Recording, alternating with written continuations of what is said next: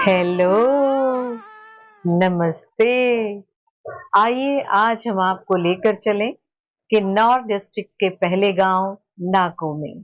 बहुत ही खूबसूरत गांव और यहाँ था हमारा home stay, lake view haven home stay, अपने नाम के अनुरूप। उसके सामने लेक, गांव, बागान और पहाड़ सब कुछ दिखता था।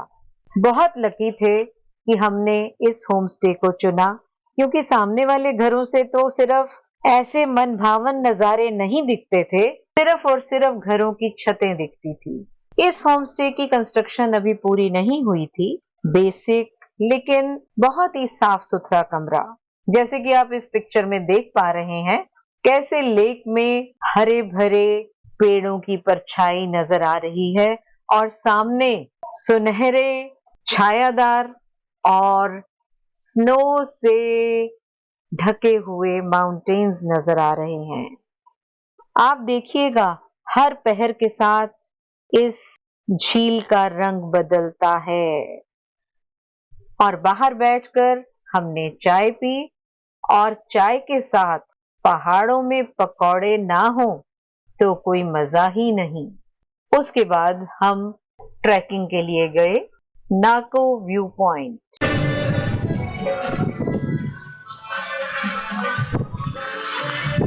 बहुत चढ़वा देते हो।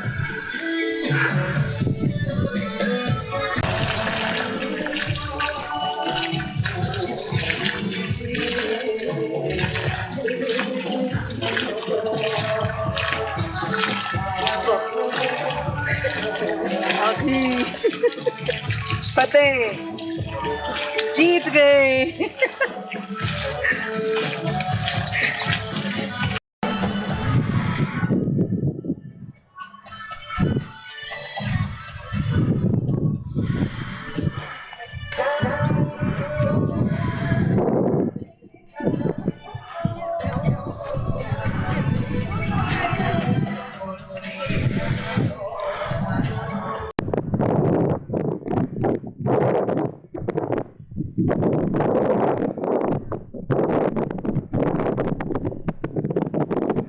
दूसरी तरफ चली जा,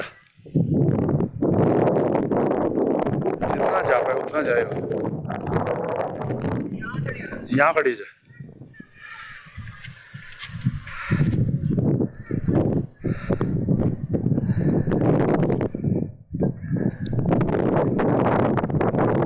खूबसूरत पहाड़ मन मोहते हुए और मुंह से पहली बार कोई शब्द नहीं निकले।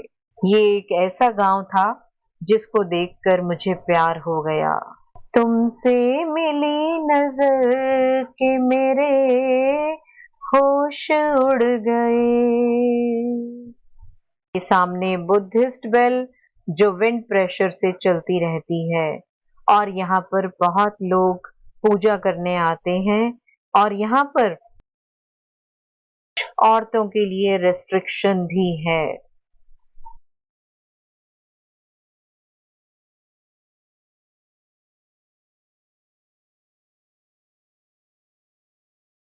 चारों तरफ ग्रीनरी, सामने लेक, ठंडी ठंडी हवा, और इन पहाड़ों के बीच में घंटों बैठी रह सकती थी।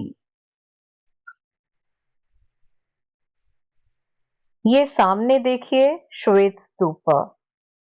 ये स्तूपा मुख्य बुद्धिस्ट मॉन्क्स या नन्स की समाधि होते हैं। यहाँ पर बुद्धिस्ट लोग मेडिटेशन भी करते हैं। शाम हो चली थी, झील का रंग देखिए और इस दृश्य को देखिए। आया मजा ना मेरी तरह? यहाँ पर यहाँ के मालिक ठाकुर जी ने हमसे पूछकर हमारी मनपसंद डिश हमें खुद बनाकर खिलाई। और वहां रवि भैया थे जो साथ साथ उनकी हेल्प कर रहे थे। रात का समा झूमे चंद्रमा, मन मोरा नाचे रे जैसे बिजुरिया। रात का समा। मेरा कमरे में जाने का मन ही नहीं कर रहा था। ठंड लग रही थी, फिर भी बाहर बैठना बहुत अच्छा लग रहा था। ये है सुहानी सुबह। इस जगह को छोड़कर जाने को मन तो नहीं था, लेकिन जाना था। नाश्ता किया, फिर भी बाहर बैठे रहे, जैसे समय को टाल रहे हों। यहाँ मुलाकात हुई सुनील से। उसका भी अपना चैनल है, रवि और सुनील मिलकर ये करते हैं, लेकिन ठाकुर जी के साथ जिस तरह से वो जुड़े हुए हैं, ऐसा लगता है भाई हों उनके। ठाकुर जी का अपना बिजनेस है एप्पल्स का, और वो भी किन्नौरी एप्पल्स का। पर निकलना तो था ही। कुछ पिक्चर्स ली उन प्यारे लोगों के साथ और फिर आने का वादा किया। उन्होंने बताया कि जब आप स्नो के टाइम में आएंगे तो ये झील स्केटिंग रिंक बन जाता है। बिल्कुल स्नो जम जाती है यहाँ पर और ठिठुर रहे होते हैं लोग। इसके बाद हम निकल पड़े अपनी अगली मंजिल की तरफ। मैं अपने पति से हमेशा लड़ती रहती हूँ कि प्लीज एपिसोड की ड्यूरेशन कम रखिए, लेकिन वो कहते हैं कि जब हम दिखा रहे हैं और लोगों को बताना चाहते हैं कि भारत कितना खूबसूरत है, ताकि वो भी अपने प्रोग्राम बना सकें यहाँ आने के लिए, तो हम दिखाएंगे तो पूरा, चाहे मैं अपने कैमरा की स्पीड बढ़ा दूं। तो बीच बीच में जब आप देखेंगे कि हम तेज जा रहे हैं, तो महसूस कीजिएगा कि हमने अपने कैमरा की स्पीड को कितना बढ़ा लिया है।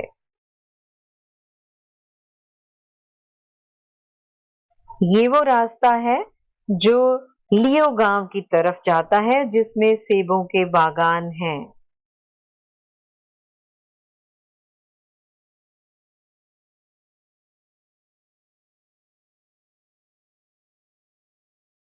ये देखिए उस महान कलाकार की कलाकारी। मुझे लगता है मैं ये देखिए दोबारा दोबारा कहती हूँ, पर वाकई निकल ही जाता है बरबस मुंह से। सो उस महान कलाकार की कलाकारी, एक तरफ तो ऊंचे ऊंचे पहाड़, वाकई ऐसा लगता है कि इनको क्रॉस कर पाना तो बहुत ही मुश्किल है, और नीचे बहती हुई नदी, उसके साथ जुड़ता हुआ मनुष्य का इंजीनियर दिमाग, ये रास्तों को सुगम बनाता हुआ कल कल बहती हुई नदियों के ऊपर ब्रिज बना दिया गया, ताकि आप आराम से जा सकें। और यहाँ नीचे उतरकर मैगी और जूस भी अवेलेबल हैं। मैगी तो यहाँ हर पॉइंट पर मिलती है।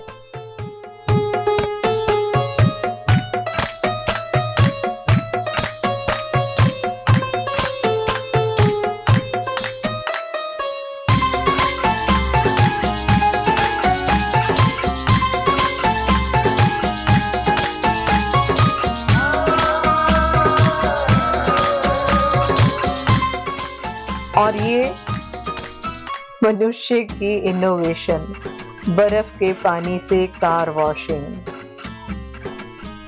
और हम बढ़ चले कल्पा की तरफ, किन्नौर की main city Kalpa.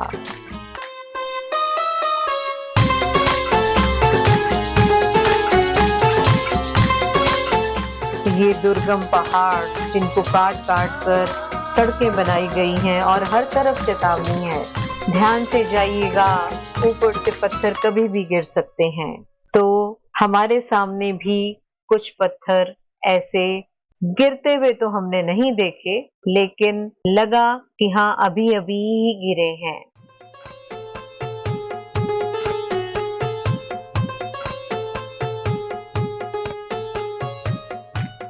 Road speed देख रहे हैं? हाँ, हमारी गाड़ी इतनी तेज नहीं जा रही है, ये हमारे कैमरे की बढ़ी हुई स्पीड है।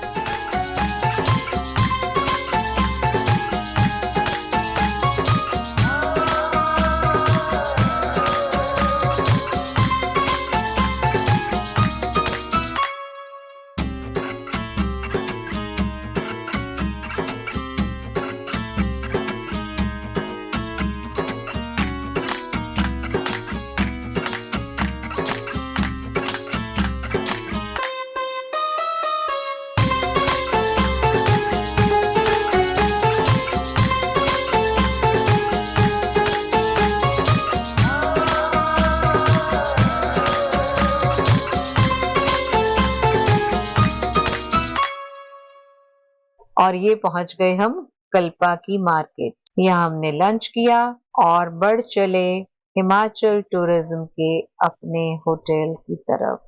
होटल में कमरे में चेक इन करते करते शाम हो गई थी और मेरा कमरे में बैठने का कोई मन नहीं कर रहा था।